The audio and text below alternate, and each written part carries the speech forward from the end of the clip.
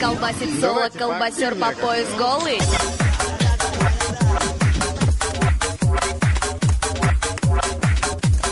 Moje peniaze.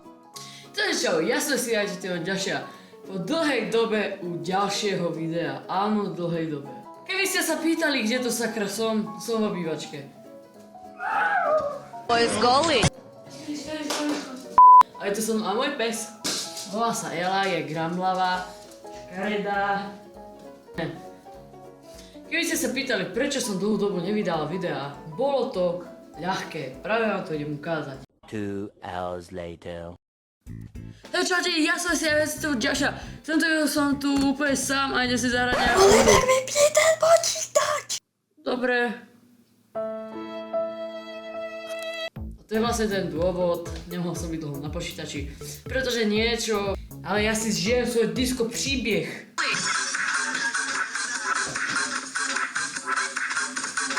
No a vlastne vzadu je stromček, neviem čo vidíte, ale mal by vy vidieť tam.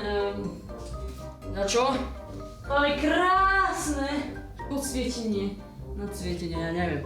Proste krp, krásne svetielka. Ňuňo, čakajte niečo úplne skvelé, pretože mi dojde niečo, čím sa tieto videá úplne všetko, urobí 100 krát lepšie.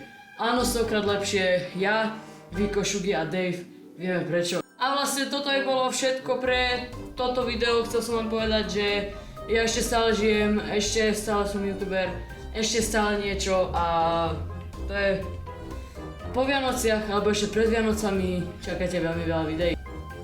Ešte mám na vás jednu otázku. Čo si prečte na Vianoce? Píšte to dolu do komentárov. Ak sa vám toto video páčilo, dajte like. Ak sa nepáčilo, dajte dislike. A určite ho hodnote nejakým krásnym komentárom, aby som mal niečo v noci čítať, pretože knihy nečítam a jediné, čo čítam, sú komentáre pod videom. Takže to bolo asi všetko a majte sa a čau!